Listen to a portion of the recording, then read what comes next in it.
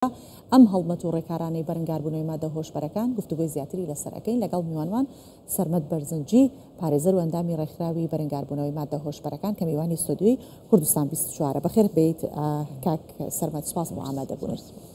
پێش هەموو شتێک ئێستا ئەوەندە مەترسی هەیە لە هەرێمی کوردستان کە بڵاوبوونەوەی مادەی هۆشبەر بە شێوەیەک بێت کە چۆنەڵێت کۆمەلگا بکەوێتە خۆی لایەنە پەیوەندیدارەکان بکەونە خۆیان و پێویست بکات کە ئەو ئاستە هۆشیاریی کە بە گەنجان بگەنرێت ڕێژەکەی زۆر زیاتر بێت. زۆر سپاس بۆ بەڕێستان. تەمان پرسی بازرگانیکردن و بەکارهێنانی مادەی هۆشبەر یاخود زیادبوونی لەسەر ئاستی جیهان بە شێوەیەکی گشتی لە ماوەی چەند ساڵی ڕابردوو زۆر زیادی کرده بۆ هەرێمی کوردستان وەکو هەر ناوچە و وڵاتێکی دیکە کەوتو بە ژێر کاریگەری ئەم تەوژمە نێگەتیڤە. خۆشبەختانە حکوومەتی هەرێمی کوردستان و لایەنە پەیوەندیدارەکانی دیکەش هاوتەریب لەگەڵ زیادبوونی ئەم مەوجەیە یاخود ئەم ڕێژەیە پلان و استراتیژی خۆیان گرتە بەر. ئەگەر ئێمە لە سەرەتادا باس بکەین ئەویش دەرکردنی یاسای ژمارەیەکی ساڵی 2020 بوو، دواتر بەپێی یاساکە کۆمەڵێک میکانیزم و کۆمەڵێک هەنگاوی کردێنرا. خۆشبەختانە ئەوەی کە هەبوو ینی لایانی جێبەجێکاری یاساکە زیاتر بە هێزە ئەمنیەکان و بەڕێبەرایەتی گشتنی هێشتنی مادە هۆشبەرەکان ئەوان ڕۆڵی سەرەکیان لە جێبەجێکردنی یاساکە دەدیت.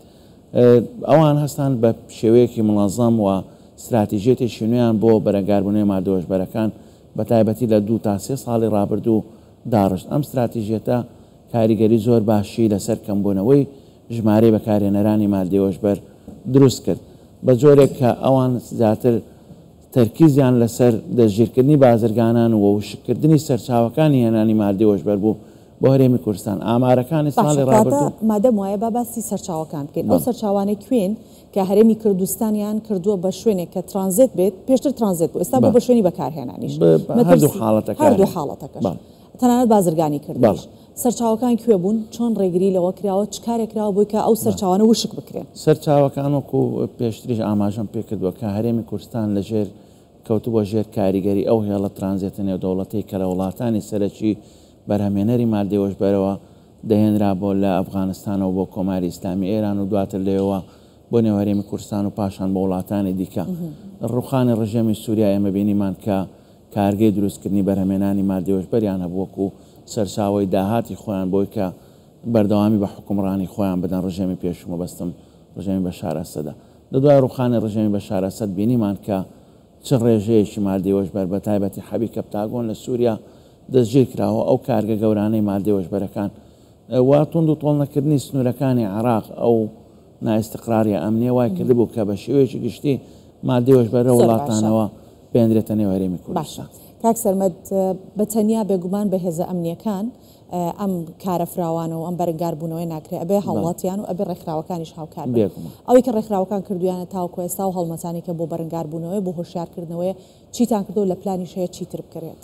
خۆی لەگەڵ وەکو جەنابەت باست کرد لەگەڵ جێبەجێکردنی یاساکە و لەگەڵ تۆند و تۆڵکردنی هەنگاوەکانی با بڵێن فڕۆکەخانە و دەواازە سنوورەکان و لە نێو خۆش کاری دەستگا ئەمنیەکان ئەوەی کە زۆر زۆر گرنگە هاوڵاتیان تاو شار بکرێنەوە لە زیان و مەترسیەکانی ئەم مادە هۆشبەرانە. ئەمە ئەرچی بەشێک لەلایەنە پەیوەندیدارەکانە لە حکوومەت وە زیاتر ڕۆڵی ڕێکخراوەکانی کۆمەڵی مەدەنی لێرە دەوردەبینێ. ئێمە ڕێکخراوەکانی کۆمەڵی مەدەنی تەنها کارمانەوە بکە کۆمەلگاوە تاکەکانی کۆمەلگا وشار بکەنەوە لە زیان و مەترسیەکانی ئەوش لە ڕێگەی ئەنجامدانی کۆڕ و سمینار و بڵاوکردنەوەی بابەتی بڕۆشەرات و قسەکردن لەگەڵ خەڵک ئەنجامدانی بەرنامە لە میدیاکان و بەم شێوەیە هەوڵمانداوە بچێنێنەوە ناوەندەکانی خوێندن لەسەر ئاسی زانکۆپەی مانگاکان و لەسەر ئاسی قوتابخانە ئامادەیەکان چەندین کۆڕ و سمینارمان کردەوە لەگەڵ چین و توێژەکانی دیکەی کۆمەلگاش باسمان لە زیان و مەترسیەکانی کردو بۆی ئەم بابەتە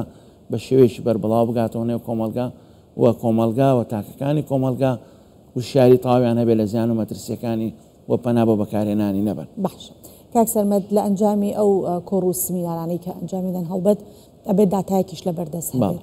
داتاکان چیمان پێ ئەڵێن ڕێژەکە لە سەدا چەند زیادەکات لە ساڵانە یاخود ڕێژەکە لە نێوان بەکارهێنەرانی مادە هۆشبەرەکان لەناو هەرێمی کوردستان لە نێوان هەردوو ڕەگەزا وەکو یەکە لە نێوان تەمەنەکان بە شێوەیەکە بە گشتی باسی داتاکان وەکو پێشترش بۆ جەنابتم باس کرد لە ساڵی 2023 نزیکەی 2000 کەس بە تۆمەتی بازرگانیکردن و بەکارهێنانی مادەی هۆشبەر دەستگیر کرابوون. ئەوەی کە مای نیگەرانی بوو بەکارهێنەران زیاتر بوون، ژمارە بەکارهێنەران کە دەستگیر کرابوون. بەڵام لە ساڵی 2024 تەنها لە سنووری پارێزگای هەولێر و دهۆک نزیکەی 1500 کەس بە تۆمەتی بازرگانیکردن و بەکارهێنانی مادەی هۆشبەر دەستگیر کرابوون. ئەوەی کە مای دڵخۆشی بوو ژمارەی بازرگان ئەوانەی کە بە تۆمەتی بازرگانیکردن دەستگیر کرابوون ژمارەکەیان زیاتر بوو کە نزیکەی 800 کەس زیاتر بوون.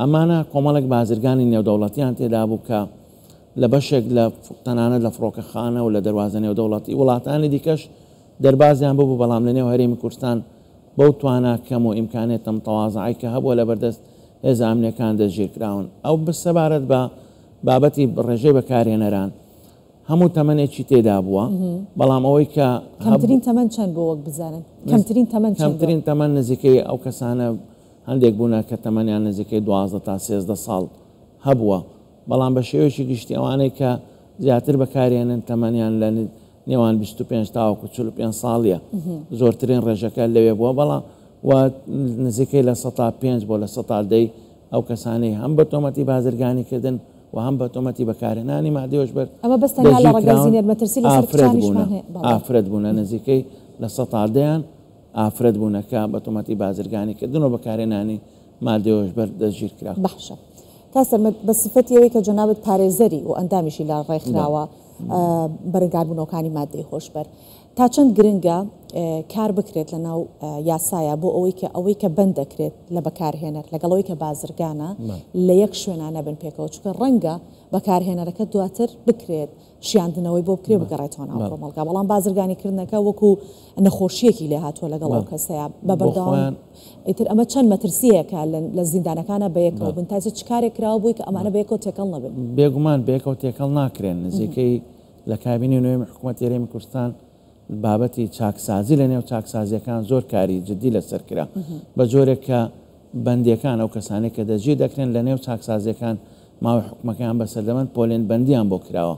ئەوەی کە جەنابەت دەڵێ پێشتر بەو شێوەیە بۆ تەنانەت کەسێک بە تۆمەتی کوشتن و دزیکردن و بازرگانیکردن و بەکارن هەمویان پێکەوە لە شوێنێکدا کۆ دەبوونەوە، بەڵام ئێستا پۆلێن بەندیان بۆ کراوە. ئەو کەسانی کە دەستگیر دەکرێن بە تۆمەتی بازرگانیکردن ئەوانە لە شوێنی زۆر باشە. من لەبەرگە کاتم زۆر کەم ماوە کاکسەرمەد یەک پرسیارم هەیە گەر بە کورتی وەڵام بێتەوە لە سنتەرەکانی شیاندنەوە چۆن کار بۆ ئەوە ئەکرێت و هەوڵتان چۆن داوە کە کار بۆ بکەن ئەو کەسانە شیاندنەوەیان بۆ بکەن بۆی ئەوەی کە هەبوو تاوەکو ئێستا سنتەری شیاندنەوە کە لە یاساکەدا هاتووە وەکو خۆی نەچۆتە بواری جێبەجێکردنەوە، بەڵام ئەوەی کە هەبووە ئەو کەسانی کە بە تۆمەتی بەکارهێنانی مادەی هۆشبەر دەستگیر دەکرێن و پێویستیان بە چارەسەریە ئەوە لە نەخۆشخانە دەرونیەکان لە سنووری پارێزگاکان چارەسەری دەرونی وەردەگرن بۆی ببنەوە کەسێکی شیاو بگەڕێنەوە کۆمەڵگا. بەڵێ زۆر سپاس دەکەین بەڕێز سەرمەد بەرزنجی پارێزەر و ئەندامی ڕێکخراوی بەرگاربوونەوەی مادە هۆشبەرەکان. دووبارە بەخێر هاتی. سپاس.